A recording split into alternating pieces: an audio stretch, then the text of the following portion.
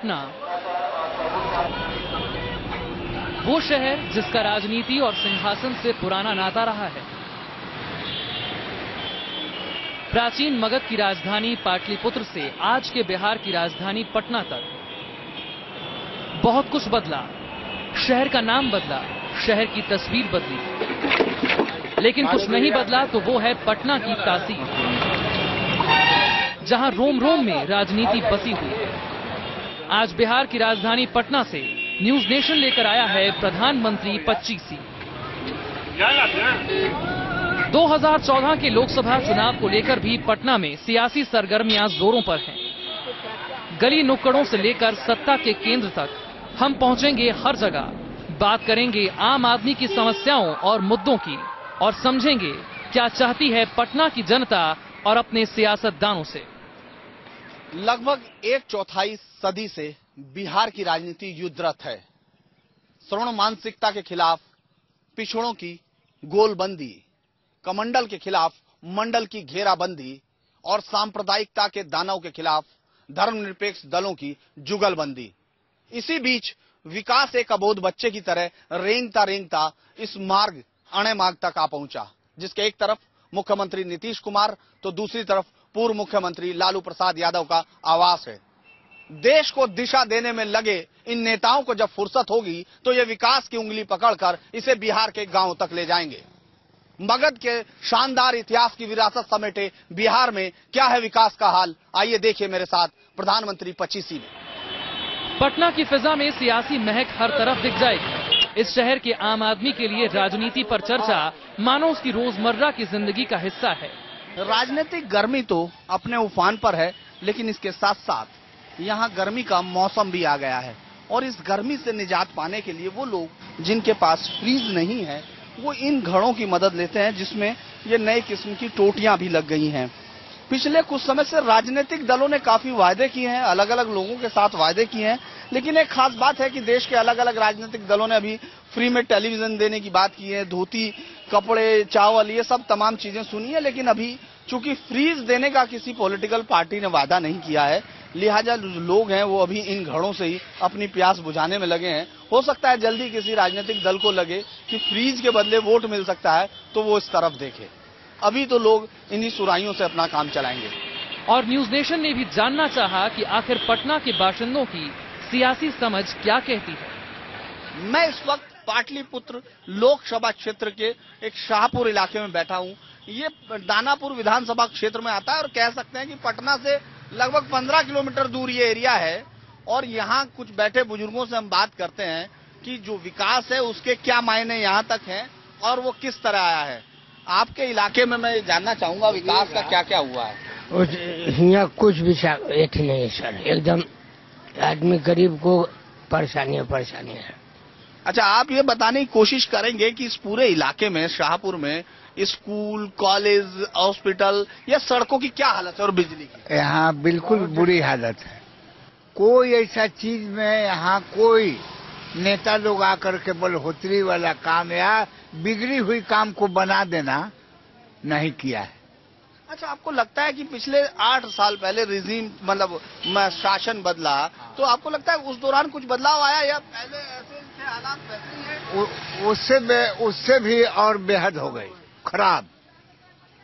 कोई ऐसा चीज न कहीं स्कूल बना, न रोड बने, न कोई तरह के बिजली में बढ़ोतरी हुई। यहाँ तक हुई कि खाली टैक्स बढ़ा। तो फिर ये विकास कहाँ हो रहा है? जो गरीब आदमियों को कह रहे हैं कि रोजगार देने की बात हो रही है, पेंशन्स हैं, तमाम हॉस्पिटल की सुविधाएं, वो कहाँ है? वो तो आप ही लोग बता सकते हैं। वो तो है ही आपके इलाके में केवल कागज पर है ये सारी बात, समझ गए ना, और कुछ नहीं। आप बीटा से उठा करके चले हैं तो देखिए कि क्या स्थिति है रोड का, उसी से मिला करके देख लीजिए आप कि क्या हालात है। अच्छा, आप बताइए बाबा, पिछले कुछ समय में ये कहा जा रहा है कि पहले कानून और व्यवस्था बहुत खराब थी इससे पहली सरकार में, तो आपको लगता है कानून व्यवस्था में कोई सुधार हुआ? कानून में कुछ सुधार हुआ है केस मुकदमा में। अच्छा। बाकी रुपया पैसा दबा तो तोड़ जीत ला, वहाँ ने तो हम हार गए नहीं, यहाँ पर ही धंधा चल रहा है। अच्छा, ये बताइए आप सड़क, ये सड़क बहुत इंपॉर्टेंट सड़क है जो यूपी से जोड़ती है। इस सड़क के क्या हालात? बहुत खराब हालत है सड़क का। यहाँ से जहाँ बैठे वहाँ से पश्चिम की ओर बढ़िएगा तो टूटा ही टूटा मिलेगा। टेम्पू पर बचिएगा तो कपार फूट जाएगा, मारेगा इधर उधर, कपार फूट जाएगा, इधर लग जाएगा, आदमी गिर के मर जाएगा। देखिए आगे बढ़ के रोड इतने ने खराब है, इतना गबीरा, इतना गबीरा, इतना गबीरा। 90 बरस हो गया साहब, और कोई हमरा कुछ भी नहीं है हमरा नाम से। आपको पेंशन क्यों नहीं मिल रही? क्या आपने कहीं जा नहीं, ये मुखिया का कि जो हमरा में वोट न दिलक, नहीं बने देंगे, और नहीं बना आज तक।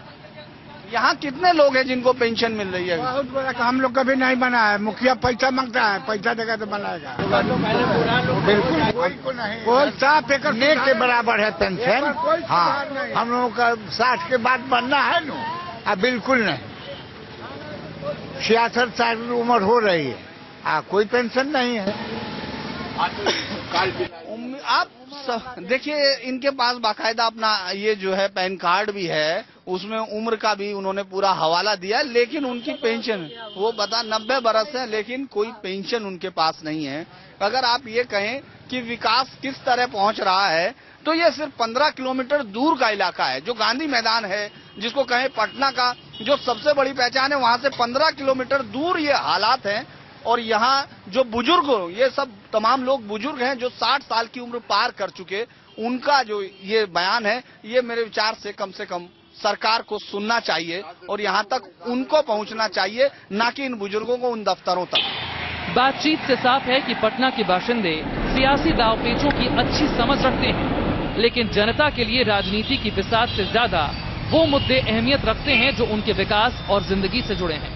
पटना की प्रधानमंत्री 25 में हम इन्हीं मुद्दों की तरफ बढ़ रहे थे और सबसे पहले हमारे सामने आई वो दिक्कत जिसका सामना शायद देश का हर बड़ा शहर करता है, यानी खराब सड़कें और परिवहन। यदि आप पटना में मुख्यमंत्री आवास के आसपास की सड़कें देखकर पूरे बिहार के हालात का अंदाजा लगाना चाहते हो, तो फिर आप इस पर चले आइए। ये भी बहुत अहम रास्ता है जो पटना को यूपी से जोड़ता है और 186 किलोमीटर के रास्ते में आप 7 घंटे में ये दूरी तय करते हैं, जो अमूमन 3 घंटे में तय कर सकते हैं। और इस पूरे रास्ते में आपको सड़क नहीं, गड्ढों में सड़क मिलेगी। इस दौरान आपकी गाड़ी के पुर्जे खुल सकते हैं और आपके शरीर के जोड़ भी ये जान लेंगे कि वो बिहार में सड़कों पर यात्रा कर रहे हैं। ऐसा अमूमन हाल आपको पटना या दूसरे बड़े शहरों से बाहर निकलते ही उनको तमाम ऐसे राजमार्गों का भी यही हाल है। और विकास की उस कहानी को, जिसको बड़े जोर शोर से गाया जाता है, उसका एक अहम हिस्सा है। ये जो जगह है जहां हम खड़े हैं, इसका नाम बड़ा विचित्र है। इसका नाम है दोस्त नगर, और सही मायने में ये दोस्त है भी, क्योंकि ये यूपी को बिहार से जोड़ने वाला रास्ता है। लेकिन रास्ते के हालात आप देख रहे हैं। हम यहाँ के लोगों से पूछते हैं ये कब से ऐसे है, ये रास्ता कब से ऐसा है? 4 साल से। क्या हुआ, आपकी सरकार इसको बनाने गई है? नहीं, तो लोग कह रहे हैं कि विकास काफी हो गया है। तो विकास हो रहा है, बाकी कहाँ हो रहा है? तो ये सड़क कहाँ से कहाँ तक जाती है? चल जाता है, दिल्ली तक चल जाता है, बहुत दूर दूर जाता है, दूर जाता है, ये दिल्ली तक जाता है। लेकिन आपकी सरकार को कह रहे हैं उसने काफी विकास कराया, रास्तों का विकास कराया। क्या है ये सड़क, कितने दिन से नहीं बन पा रही है? ये रोड लगभग 4 साल 4.5 साल से मतलब नहीं बन रही है। हम लोग रोड पर चलते हैं तो पूरा ठोकर लगता है, पूरा एकदम देखिए सब मेरा स्थिति एकदम पैर का हम लोग का। अब बराबर यहाँ पर गोरिया स्थान में हाल फिलहाल में एक एक्सीडेंट हुआ, 2 लोगों की मौत हो गई। फिर मतलब खेतनवा में हुआ, फिर आज से 10 दिन पहले लोधीपुर में हुआ। बराबर एक्सीडेंट होते रहती है। हम लोग का जानलेवा एकदम हो गया है रोड। ये सब जितने आपके नेता नहीं सुनते हैं बात? हाँ, ये तो बहुत दिन से रोड खराब है, बहुत दिन से, मतलब 4 साल कोई मतलब कोई ध्यान नहीं है, सरकार को कोई ध्यान नहीं कि रोड बनेगा कि नहीं बनेगा, कोई चीज का ध्यान नहीं है। वो तो ये कह रहे हैं लगातार कि वो रोड की हालत सही है सब जगह। ये क्या है, इसका क्या है? इसको तो बनना चाहिए सर, इस तो बनना चाहिए। दोस्त नगर यहाँ छितनावा सर लेकर या बिहटा तक तो रोड एकदम डैमेज है। आप अपने नेताओं से बात नहीं करते? बात करते हैं तो बोलता है कि हमको तो हाथ में क्या है, कुछ नहीं है। नेता लोग आश्वासन देते हैं सिर्फ, लेकिन काम कुछ नहीं होता। आश्वासन देते हैं, आश्वासन देकर चले जाते हैं। नहीं, लेकिन ये तो विकास के नाम पे वोट हो रहा है। ये विकास है क्या बोलते हैं? नहीं, विकास तो कुछ नहीं देख रहे हैं। हम लोग को रोड की स्थिति इस तरह से कि हम लोग के बराबर एकदम जानलेवा हो चुका है। घर से निकलना मुश्किल हो गई है रोड पर। पटना कितनी दूर है? पटना शहर कितनी दूर है? यहाँ से 18-19 किलोमीटर।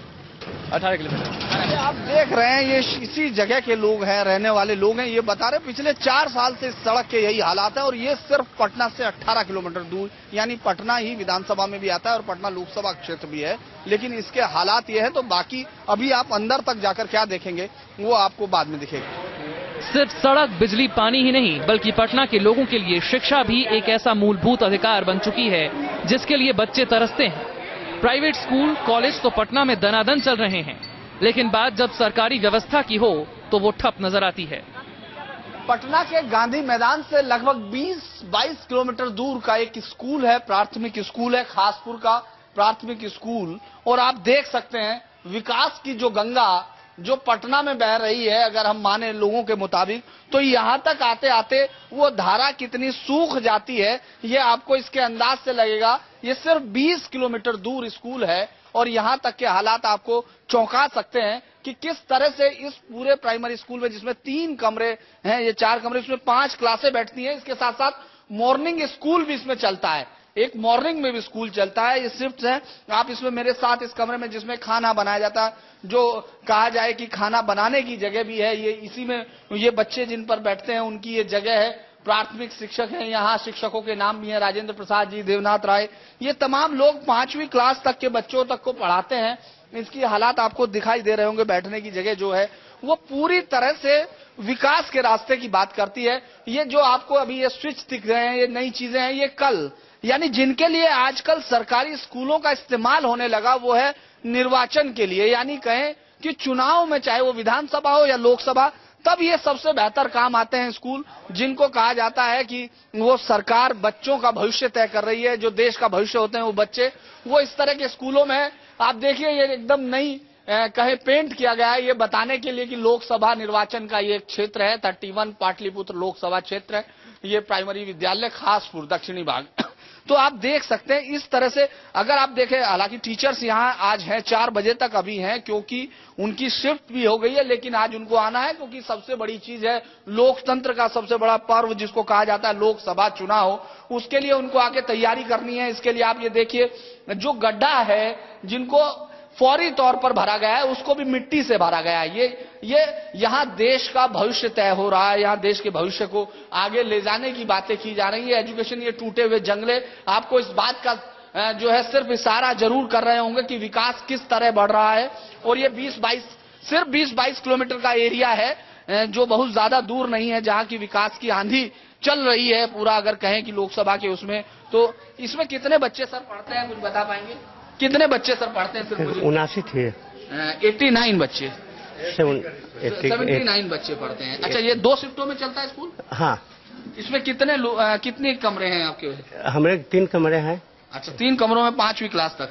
हाँ। और शिफ्ट 2 उसमें शिफ्ट है जो 6:30 से 11 बजे तक पहला है और हम लोग को 11:30 बजे 4:30 बजे तक। अच्छा, आपको यहाँ तक रहना है। हाँ। लेकिन आप संतुष्ट हैं कि आपके स्कूल के बच्चे यहाँ पढ़ रहे होंगे, उनको सुविधाएं मिल पा रही हैं? अगर बहुत ज्यादा जो सुविधाएं मिलती है सरकार से वो तो हम बच्चे को दे रहे हैं।